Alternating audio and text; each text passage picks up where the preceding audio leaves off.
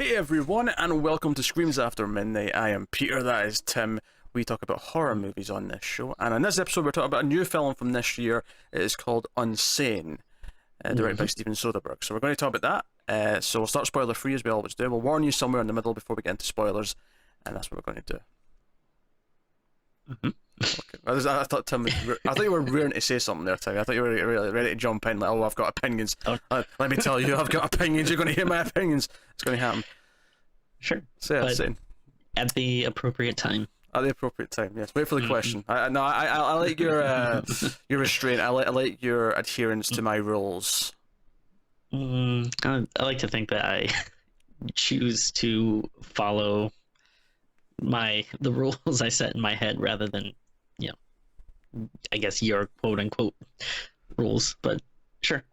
It's starting to sound like you fit into this movie, Timmy. Like you belong in a movie called Unsane. Not insane, unsane, just to make that clear.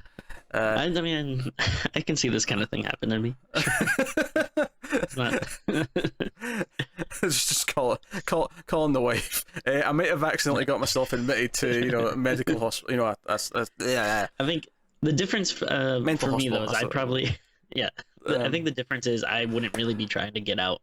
I would be like, all right, cool, like a week off of work and responsibilities, and yeah, sure, let's do it. You just like, now I can feel superior to all the other people in here. I'm the least crazy, therefore I am the smart man in here. In there, you're truly the professor. In fact, that reminds me, maybe I should have you admitted for thinking you're a professor. Now that I'm thinking about it, this is not a bad idea.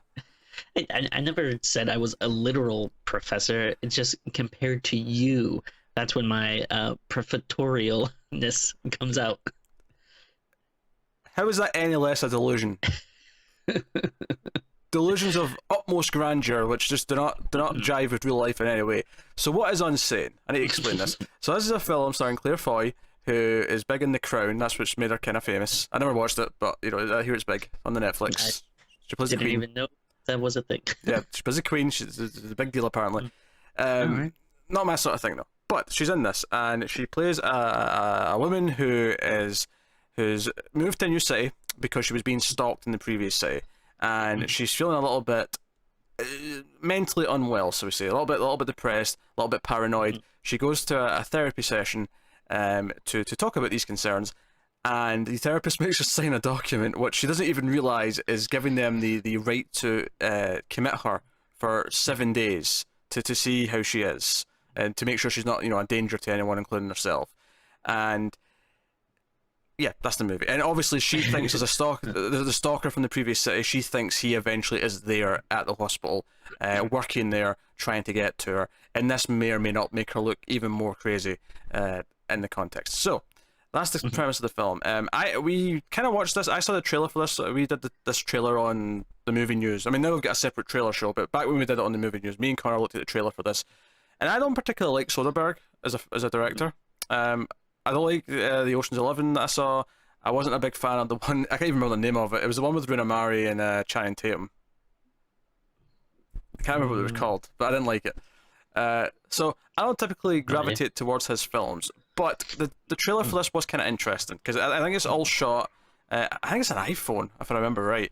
I believe so, yeah. Yeah, but it's got a look to it. It definitely has a look to it. It looks very documentary-esque in places, but not like subtle. It's very kind of in your face, fly in the wall. We're not supposed to have cameras in here, so this is what the footage looks like, kind of documentary. Yeah, to me, it kind of felt like almost voyeuristic, like, yes, because like you were saying, like everything feels like it's not like big flashy shots. And in fact, I think most of the shots barely even move. I think they're mostly like static, and it kind of feels like you're an observer. Yeah, almost like security cameras in the way it's just kind of still. Yeah. You have that, and you have the fact that because of the lens on the camera, it's very. When everyone's close to the camera, it prevents them as very big in the frame, as if they're almost getting bigger as they come towards the camera. It's just that type of lens, and so it gives it this very unique look, right? It's a sort of look which could feel really unprofessional and cheap if it wasn't experienced filmmakers that were using it and making it work in the context of what they're doing. So it does give it a unique feel. So that's first and foremost, but. So that's the movie. That's the big sort of selling point of it. Is it's shot like this, so it has this weird look. It's in a different aspect ratio. In fact, I mean, by the time this goes up, I think for patrons, the 121 extra episode, the first episode about aspect ratios, is already up. So go check that out if you're a patron, or sign up to patreon.com/MailFuzzTV if you want to hear me explain the differences in aspect ratios, why we have them, what they're used for, so on and so forth. At what level do I have to sign up to not watch that? The $20,000 tier. Ooh, a bit pricey, but it might be worth it. Yeah. So yeah, just give me 20 grand, Tim. You'll have to watch it. So, but it's in there. So to my eyes, I mean, it may be slightly out, but it looks like 1.66 to 1, which is the sort of traditional European ratio from back when like they first started having more ratios in cinema. So yeah, and what that translates to is on your widescreen TV, there's thin black bars in the sides, pillar boxes, if you will. So that's that. So power boxes? What? That's what they're called? You've heard of letterboxing, right? That's the black bars at the top and bottom. If they're the left and the right, they're called pillar boxes. Oh, interesting. Okay. Oh, there you go. Well, you've learned something. That was for free. But you'll get more of that in the 121 extra. So, Tim, did you enjoy Unsane? I did actually. Yeah, like I wouldn't really say I have much of an opinion on Soderbergh. He like I guess I probably Soderbergh. That's my nickname for him. God, it does make me hungry for a soda and a burger.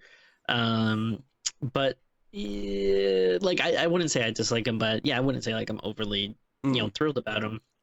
But I did remember seeing the trailer for this and thought, yeah, it did look interesting. And yeah, after watching it, I thought it was certainly interesting, well done. It felt timely. I don't know if, a couple of months ago when it came out, like, there's still like a lot of stuff, like this going on. But even now, more so, it definitely felt like, okay, this is something of the times, like just dealing with like shitty dudes and people not believing women when they're being like abused or stalked or whatever, harassed, whatever.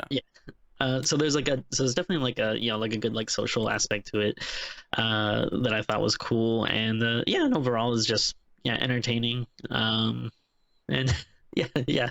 overall I'd say I liked it. Again, I had no idea how I was going to feel about this. I was hoping for the best, obviously. I would say I like it. Maybe not. I think there's a few elements that maybe drag it down a little bit for me, but I'd say I like it overall. I think the uniqueness of how it feels and how uncomfortably close we feel to the character, Sawyer, played by Claire Foy. Like, I feel like how close we are feels really unnatural. I think there's a couple of weird character things for me as the movie goes on that strike me as a little bit strange. And I think my biggest complaint almost, and I don't think this is a spoiler to say this, because it's just the trailer really presented it to me as we won't know if this is real or not. Like, is the stalker really here, or is this just in her head? Mm-hmm. And the movie feels like it plays with that for a little while until there's just one moment where it stops playing and it's just, no, it's one or the other. I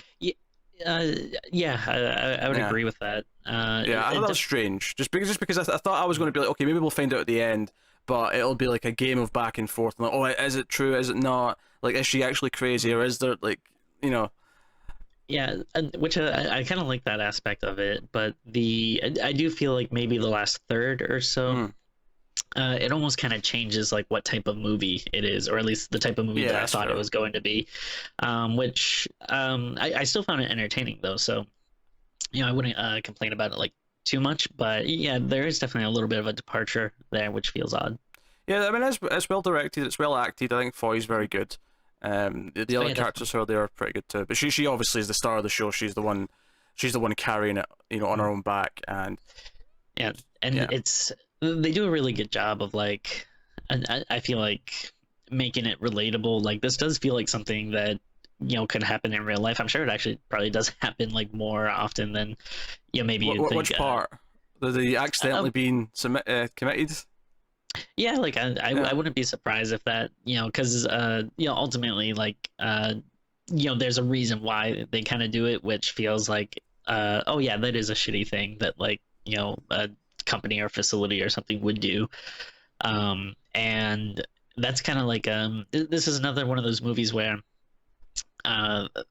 like there was real like fear and tension in it, but not in like a traditional like horror sense where it's like, oh, I'm scared of the boogeyman coming to get me. Like, it's funny you say this because we actually debated this when we said, "Oh, do you want to do it Unsane?" And we said, "Is it a horror movie?" And we're like, "Is it? It feels like a horror movie from the trailer, but it's still like it feels like it could go either way." And we looked it up, and like most places were calling it a horror film. And okay, we'll do it. And I think watching it, it's definitely one of those movies where I think people who, obviously you get the weird, really weird extremists who are like, "Oh, Hereditary and The Witch aren't horror movies because there's no jump scares," right? Those people are morons. But I do think this is a movie where people might say it's not a horror film. They might watch this and go, "I don't think this is a horror film for these reasons." I do think it's a horror film. I think it's a very down to earth horror film about a really, a really kind of almost. I don't want to quite say everyday thing because the whole accidentally being committed is not everyday, but certainly the harassment and the stalker is unfortunately everyday. And I think those parts of it work. Also, there's a out of nowhere Matt Damon cameo. Which I actually thought was one of the scariest parts when he's, because I mean, not Matt Damon, not that he's scary, but sure, okay. I get what you mean when because he's there to give her advice on how to handle being stalked. Yeah, and when they're going over all the stuff you have to do, it makes you realize, and again, this felt very real world. It felt accurate, but it basically makes you feel like, oh, like if you're suffering from this level of stalking, it's kind of like saying like there's not much you can really do other than totally upend like your whole life. Like... yeah. I was taking notes actually because I watched Stalk You, Tim, and I thought, oh, I'll take some notes on how to do that. Because he was doing a lot of things. He was saying, oh yeah, if you're at a party and like people are taking photographs, make sure you're not in them, and make sure your friends don't tag you in those photographs. And I was like, geez, yeah, that's quite extreme. Because it's one thing for you to delete your own Facebook, your own Instagram, but it's like, don't let other people take photos of you at parties and stuff like that. Because I mean, that's a very common thing people do. Is although here's everyone at the party this weekend, and you're like, oh, you're in there. And all of a sudden it's like, don't do the same routine all the time. Leave it for work at a different time of day. I know this back entrance to the house is more convenient. Don't use it. Always have your keys out. Don't be rummaging your bag in the dark. Like, all these things that is like, oh, jeez. Like, it's like, he's there for advice, but all he really does is put, like, the fear up by, like, 100. He just points all the ways she might be attacked and how she might be, like, harassed. Yeah, and I feel like the whole movie just has this kind of real world sense to it. Like when we're talking about is it a horror and stuff? I definitely would say it is, but it is like a much more like real world sense to it. Where I'm trying to think of how to phrase this to make the point I want to make, but it's a horror movie about because obviously people in real life do murder each other, right? And you do have killers in real life, and there might be a murder at some point in this movie, but it's a horror movie about harassment, not so much about an actual killer who's coming to kill the person, right? That's what it's about, and it focuses on the horror of that. And I think if I'm going to like try and analyze it a little bit and say, okay, so why have we got the accidentally committed to the mental hospital, the psychiatric ward? I would say that it kind of represents the doubt placed on victims by society, and I think that's what it is. It's like they're saying, no, you're just crazy. And that's kind of the point. And that's why, like, when I complained about the weird shift, where I felt like it just kind of picked a side, when you analyze it from the point that we're making now, where, it's about, like, harassment, and it's, it's timely, it's about what the world's talking about just now, with Me Too and Time's Up. To make that a point, it has to pick a side. It's just that going into the movie, I thought it was going to be is it real or isn't it, for the whole thing. And then there was this shift where it was like, no, it's definitely the one. Okay, yeah, I can definitely see that. But the thing is, though, is all these good points we're making about what it represents and what it's doing and what it's saying only happens if they pick a side. Now, that's not to say that the other film where it didn't pick a side wouldn't have been good or even better. It just means that that's not what it was doing. And I think maybe more than anything, it's maybe just the trailer kind of setting me up for is this real or isn't it? When really, it's not so much that. Even though that does add to kind of the the doubt, because you're feeling the doubt, because you're not sure if it's real or not. Definitely, and it feels like that was certainly something that they're kind of trying to do on purpose. Like, with like whenever these kind of like stories come out, there's always like a bunch of shitty people that are the first thing they do is like, oh well, let's hear all sides of the story, or like, oh, she's just lying to try to do this or that. Like, there's like always a group of people that Yeah. don't believe the victim, and I it wonder. definitely seems like I wonder if that's a fair critique though. Is that maybe the movie should have convinced us, like, because we don't know if it's true or not, because the movie only presents us with the sort of the outsider knowledge at first, right? I wonder, would it be more effective if we knew for sure, because she knows for sure. Unless, I suppose the point of the movie is that no, she starts to doubt herself because. But does she ever really doubt herself though? Maybe a little bit, but yeah, I feel like not really fully. Like maybe like one or two instances, but it feels like very like short in the moment kind of stuff. Yeah.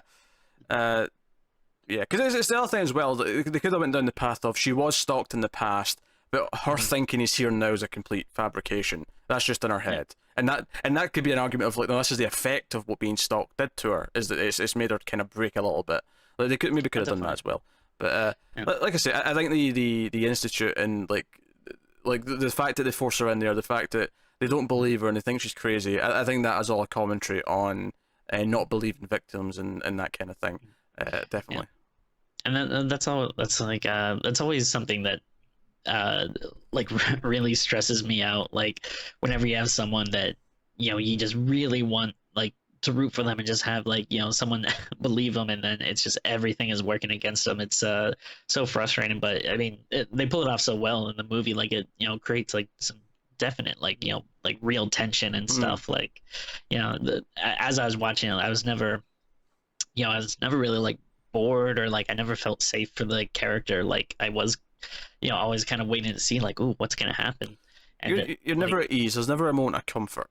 Because I think because the movie starts, one of the opening scenes before it all goes down, she's at her job and her boss calls her in to talk to her, and he's saying, "Oh, you could be good for this promotion or whatever. Here's what would help you. There's a conference on in October or whatever. We should go. We stay at this fancy hotel." And he never outright propositions her, but it's very clear what he's implying. And she kind of awkwardly says, "Oh, I don't know if I'm experienced enough for that." And he kind of awkwardly smiles at her, and she leaves a bit. The scene is, again, it's taking kind of maybe a more basic form of harassment that goes on before we get to the more over the top crazy stuff that kind of the movie's going to dive into. It's almost like a I don't want to say a table of contents, but like here's what this story's about. Here's what this the subject is that we're tackling, and then it goes from there. Yeah, I thought that was really well done, because it's just one of those things where I feel like other movies might have gone like way over the top with it, and have a guy be like, if you want this promotion, you're gonna have to like sleep with me or something, like it's. I love how that sentence would never end with "sleep with me," but I like that you stopped yourself because you didn't want to say anything too raunchy, and you thought, I'll just say "sleep with me," even though that's never what they would say. Everything in the world right now is just so like I don't know, kind of like icky. That like I'm not even like pretending like to say dumb shit like that, but like I like that it felt like very subtle, and I'm gonna say it for the millionth time, but like it felt like more real, like and unfortunately, like I've talked to women who have had like similar stories where it's like this kind of shit happens like all the time, and just seeing like how she has to like deal with it, and like it's like really sad, because there's just like you can tell like she feels like really like proud about how she's doing at her job, and then as soon as she kind of sees that like maybe like part of her advancement was either because of or hinging on this creep or whatever, you just see this kind of like the life go out of her eyes a little bit, and I was like, oh, this sucks so much, and again it just strikes a chord with like, fuck, this happens like way too much. It's soul destroying, and I think that's what works about the movie, is that when she gets put in there and she immediately wants to leave, and she doesn't understand why she's been kept back, and they won't let her go, and she tries to call the police. This is in the trailer. She calls the police, and the police are just like, do you know how many mental patients like get a hold of a phone and try and tell us they've been held against their will? It doesn't work. Like, no one's helping her. And again, to go back to the metaphor, the police aren't willing to help her because no, this is just normal, right? Like, again, that's the metaphor there, right? It's almost not even a metaphor. It's almost just directly what happens. Jeez. But like that's what the movie's doing, and that's what's really smart about it. And I think having that be the central premise of a movie is a really inventive idea, because it makes it very timely. And I think some of the better horror movies are stuff that's about something. Because I I don't necessarily think like something like Halloween. It's not really about like a masked guy going about killing babies. I mean, it is. That's what the movie is. But you know, it represents other things. It represents, you know, fear of the youth growing up and them being too rebellious, and you know, the things like that, and like there's definitely elements of that there. And although that's not as overt there, I mean, that's going a bit deep into that one. Here, see, that was a movie where the person did belong in the mental institution. yes, he did. Whereas that's the one thing this movie was missing, was it didn't have a Dr. Loomis. What, thinking she's crazy? I look into that woman's eyes, and all I see is the devil. Yeah, that would, like, this movie was pretty good, but that would have put it next level. I think my critiques, because we're saying it feels very real, I think there's one or two things when it gets to that last third where it stops feeling as real. Like, there's a couple of things that start to feel more like a movie. It kind of feels like at some point they're like, okay, we gotta do the movie thing now. Yeah, it does kind of feel like that a little bit. Even though a lot of that is very good, it does kind of wrap up a little bit over the top. Given that, because I feel like that throughout the film, it's very stark, it's very in your face with what it's doing. But like you say, it feels like the absurdity of real life. Whereas there's a point where it turns into, no, this is a movie now, and the villain was able to do this because it's a movie. Like, he wouldn't really get away with that in real life. Yeah, definitely. You know, and so on. So you know, it's what it is. So yeah, I guess we'll give the spoiler warning, and we can start talking about the film in a bit more depth. So she goes in, and she gets put in, and you know, I think there's a couple of great scenes here where she like realizes she's been kept behind, and she goes to the head doctor, and he's like keeping her in. And what's like really like upsetting about the, you know, these kind of this first start of these scenes or whatever is like just, you know, basically everyone's refusal to really explain anything to her. Like, you know, they're just constantly being like, hey, let me look through your purse. Okay, you gotta get out of your clothes now. And she's just like, wait, what is going on? Like, I have to go back to work. What is this? Which is why I think it's valid to think that there's, you know, it's open to the interpretation of, is this even like... Oh, yeah. Not so much that this is real, but the way they're reacting or the way they're treating her is so careful and serious that it's like, maybe she is actually just crazy, and like because we're seeing it from her perspective, it feels like this, and it's not. It never actually goes down that path, but I think that's what you kind of feel in the scenes, is that maybe this is so ridiculous that this is just kind of her perception of it. Definitely. But as it goes, and you know, she befriends what was the guy's name again? I forget. Nate, yes, she befriends Jay Nate. Farrow, who was surprised. I thought he did a really good job. I've seen him on SNL a bit, and seems like a pretty funny guy. But I was like, oh, like he's doing a really good job here, just being kind of like, you know, more serious, like laid back kind of guy. Yeah, she befriends him. He's kind of a friendly other face in there. Doesn't seem crazy at all, which actually turns out to be important later, because it turns out he was an undercover reporter trying to expose people being locked up against their will. Which I think, and we find that out, of course, after he's dead. But he, I guess he does a little added commentary here about the health system and the insurance companies and the corruption and the greed going on there. Because it's basically, oh yeah, your health insurance covers you here for 7 days, and they want to make that money, so they'll keep you here till your insurance has run out, and then you'll be good to go. Especially.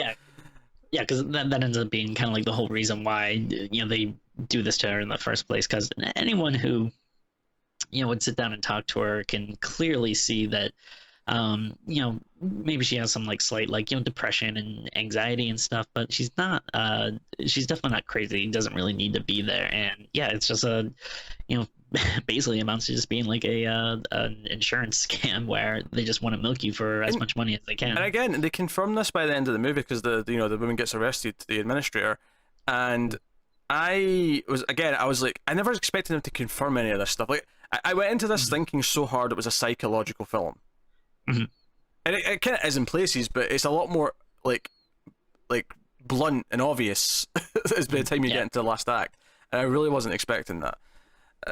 But yeah, so there's a series of events, and of course she ends up like meeting, you know, one of the orderlies as the stalker, and we don't know if it's true at first. She reacts to him, and he's just, you know, he's an orderly, he's acting normal. Yeah. And we get a couple of glimpses earlier on in the movie where she like mistakenly sees other people as the stalker. So part of you kind of wonders, like, you know, okay, it seems like this guy is more like more like this, like solid version of the stalker as opposed to like just a flash on someone else. But still, we have that little bit of doubt. Yeah, so she could be projecting. She could have just picked this guy who just works there. And it's not until a little bit later, like she goes back to him, because he's the one giving out the meds when they're in queue, and he flashes like a letter at her, and it's her mother's address. You know, he's been to her mother's house. And again, you can sort of say, okay, maybe that was just in her head, maybe he didn't really do that. But from that point, that's when the movie starts going down, that no, it's definitely real, he's definitely there, and he's somehow, and this is the part that I don't thoroughly believe, is that he actually managed to get a job here with a different name. Yeah, that's and they like even say like There's a background check on this name.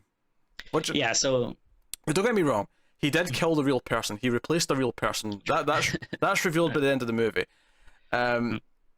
But somehow he got away with this. I don't know. I didn't. That was when it started feeling a little bit far fetched to me, I guess. It's definitely like a little bit of stretch because there's a lot of things he has to do. I mean, first of all, just to even like find out that she is in this place, I feel like it takes a lot of work, and then the place just happens to be like hiring. At the moment, stuff like. Because I think that's what it is. I think if she'd been here for months and he found out and he went through all of his planning, got the job, I'd kind of buy it. But the fact that she's only been there for like 3 days when he appears, and it's like, wait, so you walked in and got a job in the last 3 days? It just feels a little bit of a stretch. Actually, just in general, the time frame of the movie really surprised me because, at one point when they say how long she's been there. Like to me, it felt like she'd been there for like like weeks or something. Like it seems like it's been like a while, and then they're like, oh, like you've been here like 2-3 days or whatever. You just have to finish out the week. It's kind of like, oh, really? Is it? I mean, obviously it's still like hell and everything, but it's like, oh wow, that's. I guess that's the point is that it feels like it's longer. It feels like it's this long time to her. And she has like there's a lot of frustrating moments where she'll get mad at someone and like hit them. And I'm like, you're not helping your case here. You're looking more and more psychotic every time you do that. Yeah, I mean, that definitely sucks, but I mean, almost every time it's someone else that's instigating it. Like, there's this other, female character. Was it, I forget her name. Oh, God, I can't remember. Was it, like, Vicky or something? Violet. Violet. Yeah, she's kind of like this woman that's very antagonistic. Played by Juno Temple, actually. Oh wow! I didn't even realize that was her. Yeah. Huh. Well, she has like the braided hair. She looks a little bit different than normal. But yeah, like she did a great job. And like she's like one of the few people that like actually seems like she legitimately belongs there. Yeah. She's always picking fights. She's always like sounding really erratic and whatever.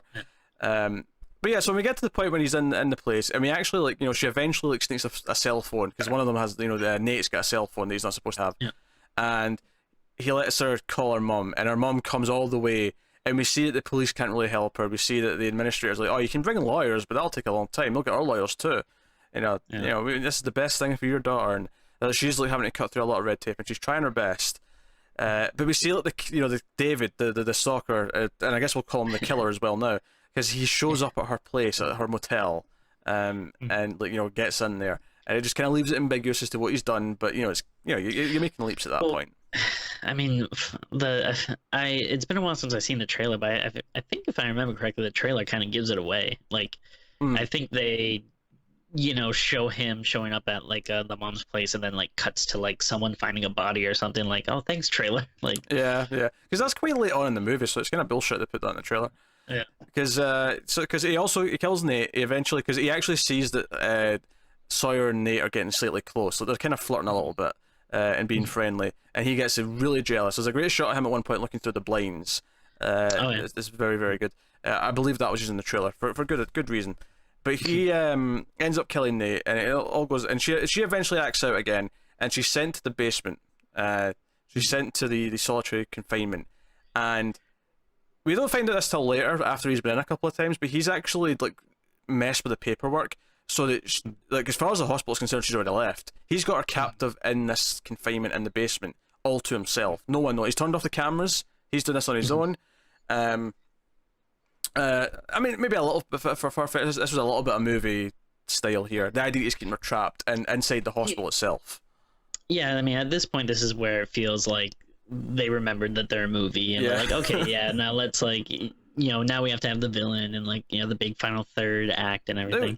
don't get me wrong though, the actual scenes that take place in that confinement where it's just them, because every time she's been seeing him up until this point, she always like wants to get away from him. She's always screaming, "It's him! It's him!" In this room, because he's got her trapped, she does like scutter away a little bit, but she gets angry enough that she actually starts like firing back, and she gets in his face and like calls him a creep, calls him a loner or a weirdo. She provokes him. She does various things. This is a very well done scene.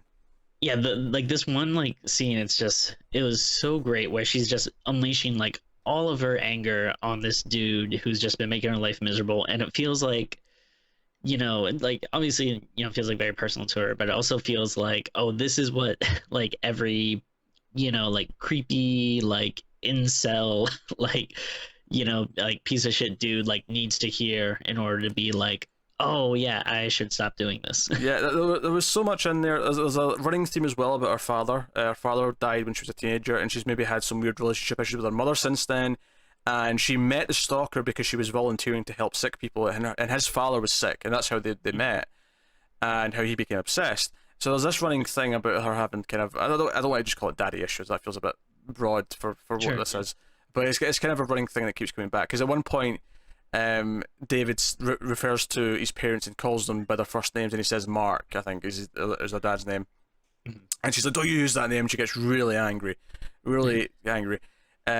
And that sounds quite badly, because he's like, "Oh, I've got a cabin in the woods and it's off the grid, and we could go and we could live together, and all these fantasies and whatnot." And she quite really just tears this apart, and it gets to the point where she provokes him enough that he grabs her by the neck. And it's not until after this where she kind of starts to play it smart and tries to play him along until she can sort of try and get out of the situation. And she does actually technically get someone else killed. Yeah.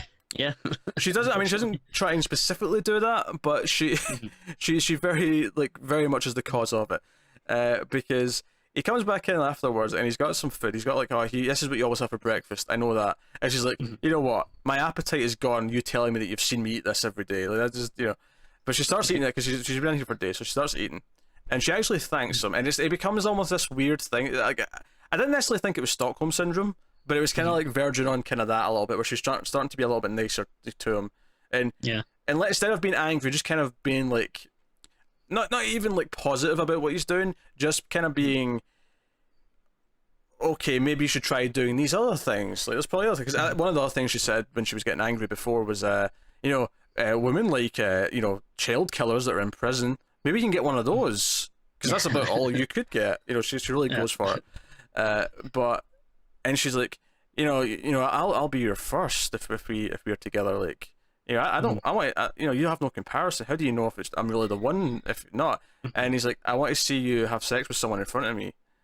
And he's really awkward during this scene, but she's like, Violet, get Violet, and I'm like, where's this going? I really didn't know where this was going.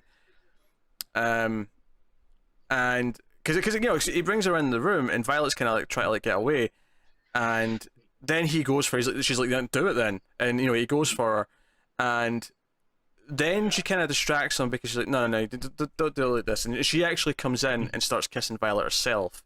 Is this, and Violet's kind of just what's happening? She was scared before, now she's just kind of what's happening? And this was all a ploy because she knows Violet has a makeshift blade, in her sort of snuck in her clothes, and she grabs it. A shiv, I guess you would say. Yeah, it's like a broken part of mirror or something like that. That she's made. But she stabs David in the throat, and she makes her run for it. Gets out the door.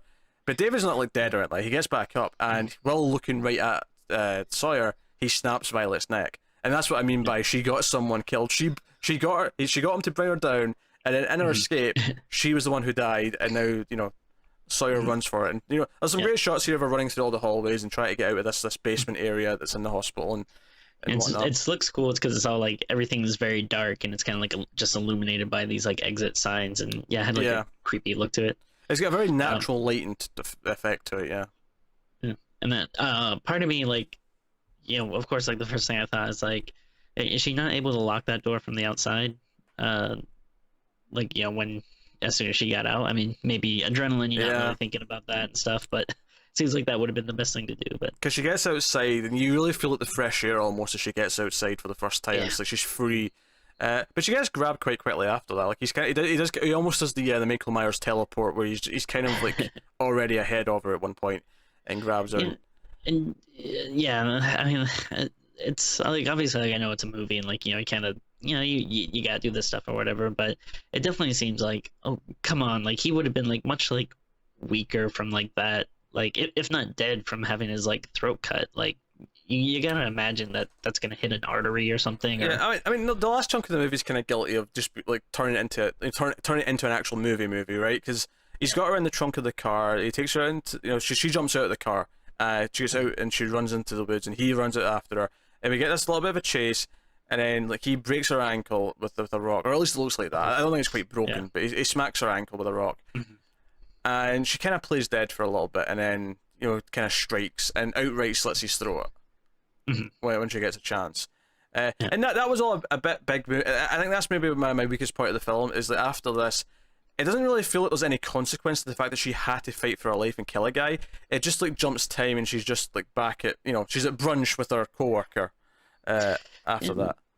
Yeah, I mean, if anything, it's kind of like a bummer ending because like at that point you kind of want to feel happy that like, all right, like this toxic part of her life that was just responsible for like this hell she's been through is finally gone. She can finally breathe and be free and everything. Well, but then it's just like, oh no, she's never going to be free of this guy because she's just like seeing him everywhere. Yeah, like, and I think there's a dramatic point to that. I don't mind that part. That part's fine because she sees like another guy in this final scene and she thinks it's him, and she grabs a knife and it's kind of this awkward moment, and then she runs out of there because the guy turns around, he's like, you got a knife? And she like drops it and just runs out of the room. And it ends on a freeze frame, which I thought was kind of, fun. It felt like kind of old school to me. It felt like a movie from the 70s because the credits come up over the face. It was kind of cool. Yeah. Anyway, but I like the point that it's making is that even if you deal with one harasser, if you deal with one toxic male, that's not solved the problem. Like there's still potential harassment coming from every direction. Like it's still there. It's not solved, and she still feels like she's at risk. Just because she's gotten away from the one bad guy doesn't mean there's not potential more bad guys all around her at all times. I like that point. That is a great dramatic point to make. It works well for the movie and its themes.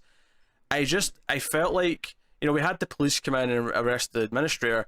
I felt like we could have used a scene of decompression where she talks to the police about what happened to her. She like realizes everyone who's died around her, or we just get like an admission. Like she actually like learns that they know they were keeping me here against their will. It almost skips all the vindication. It just skips past it all. I don't know. And I know that I was just complaining that this is a bit more movie-like when it gets to the whole chase stuff, and arguably what I'm asking for here is the movie scene where I can feel a little bit better about everything. I just feel like it's just kind of left dangling, and it just skips past it. It's just weird. And I mean, I wonder if that's also maybe like part of the commentary or something, because a lot of times with these stories, like you hear about this bad shit that people do, but a lot of times you don't really hear about like justice or anything being served. Like there's a lot of people that are accused of this stuff, and then there's no like like they're still like free and roaming the street and everything, and like so I don't know, maybe it's trying to say like, oh yeah, you're not really gonna see like that happy part because that doesn't really happen a lot in real life. And I feel like she would need therapy after this as well. Like, oh definitely, yeah. She probably needs to go to a therapist now. I feel like that was a little bit weird and clunky how it skipped over any kind of her like realizing what's happened back at the hospital, anyone else finding out that everything she's went through. It just, I don't know, it was slightly unfulfilling in that sense. But I think the final point the movie makes that this is staying with her. Like, she can never like get right out of this out of her head. Like it's always going to be there. That is a very good point to make, and I think it does that quite well. All the other stuff we mentioned, there's the flashback to when she's explaining the history and how she met him. That's when we get the Matt Damon stuff, when she first becomes into a stalker thing, and he's explaining all those things.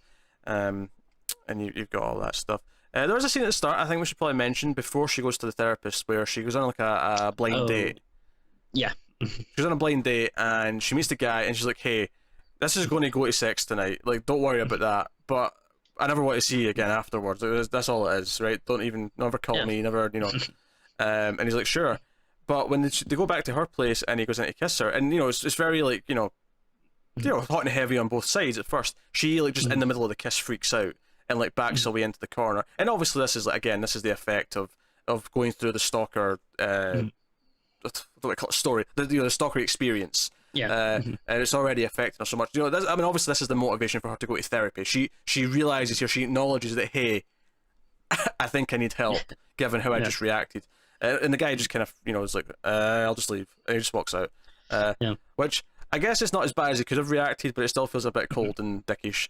Oh yeah, no, sorry, like he could have been like, at least been like, I mean, I'm glad that he wasn't like a, you know, creep and was like, hey baby, come on, like we're gonna do this, like, but yeah, also he could have been like, hey, do you need help or do you want to talk about it or something? But yeah, can I call a friend for you before I leave, or you know, whatever. I like the scene though. Like I like that, you know, it felt like, you know, even before and stuff when she's on that date, like I like that, you know, it made her feel like very like confident and powerful. Like she owned her sexuality. Like, you know, she didn't feel like a, you know, like a victim. And like you know, it's not like in a horror movie or something where like, you know, oh, she feels like, you know, the slutty girl or whatever. But like, you know, I like that. You know, she was owning up. You know, like to what she wanted and stuff. She was trying to take control, but ultimately, like, I think you have to question why she wants meaningless sex. Not that it's that weird that some people want meaningless sex, but I think it tells us that she's got intimacy problems, that she doesn't want to like know someone, because if they know who she is, they can stalk her, essentially. They can get close. That's true, yeah. There's a fear of that, I think. This keeps it completely anonymous and just kind of like, because she doesn't even use her real name either. That's true, yeah. And then like I like when, you know, they do start making out and then she freaks out. I like that you don't actually see like what it is that causes her to get so upset. Yeah, the shot's quite far back. It's kind of in silhouette. You don't get to see it super up close or anything like that. Yeah, and that's kind of like a nice like hint early on that it's like, okay, like there's something like, you know, like so far she seems like a normal person, but there is something beneath her that it's like, okay, yeah, she would need help and stuff. And then it does help to play with, you know, that first little bit of, you know, you thinking like, is she really crazy or is she not? Yeah. So yeah, no, I think it's a good movie. I think it's very stylish. It works very well. It feels very real and stark. And I think the best thing about it is what it's talking about. It's its themes. It's what it's exploring. It's the effect of sexual harassment. A very extreme example of sexual harassment as well. And how the impact on her, both before and after the big metaphor of, oh, no one's going to believe you, which is what the clinic itself represents. So I think that stuff is great. I just think it falls down a little bit in the third act when it just turns into, even though a lot of it's well done and well shot and exciting, it becomes a bit more basic when it just turns into, oh, I'm running from him and I have to stab him, kind of thing. Real quick, what did you think about the scene where she accidentally gets like the wrong medication and she's like freaking out? Like, it was alright, yeah. It was a bit trippy. And just curious because it's like it just feels so different from like everything else in the movie, because again, like, you know, you have these very like, you know, static non-moving shots and everything, and then all of a sudden like there's this weird trippy scene. I think I noticed like when they started adding music a little bit more, which I actually liked. I thought that the piano theme that started playing at one point was quite a good little sort of, you know, pulsing beat to it, and I like that. But no.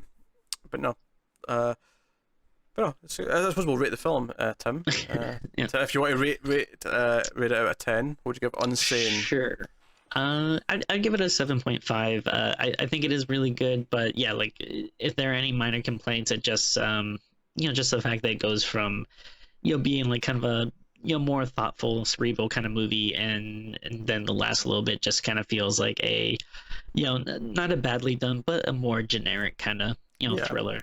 So. No, I concur with that. I think, and as far as like, you know, as this a horror movie, I'd sum it up as like, you feel uneasy almost all the time. It's a horror movie for that reason, quite simply. So no, I think 7.5 is actually a very good score for it. I think it just isn't quite up to great because of its more generic last act, but it's very close to being there. So 7.5, I think I will also give it. So there you go. That is Unsane. So. Thank you very much for listening to us babble on about it for the last 40 or so minutes. Tell us what you think of the movie in the comments below. Like and subscribe, all that stuff. That does help. What helps us even more than that, if you can, is to go over to patreon.com/mildfuzztv, where you can get some bonuses. You get to vote on a movie for the show once a month. You get various other things for other shows, and so on and so forth. But you get a warm, fuzzy feeling, a mildly fuzzy feeling, you might say, inside. for supporting us and keeping things going, ensuring that we can keep doing more and more episodes, and I can make Tim as moody and tired as possible with the schedule. But no, so yeah, by all means, do all that. And as for promoting any other content that's coming out, it's kind of weird because we're starting to shoot these a little bit in advance, so I don't want to be too specific. I will say that every week me and Tim, or almost every week, we do an episode of Tales from the Crypt. We're right in the middle of season 6. In fact, we're towards the end of season 6 now. So you can check out episodes of that every week. But yeah, so that is it. So thank you once again for watching or listening. We always appreciate it. Keep watching scary movies, guys, and we'll see you next time.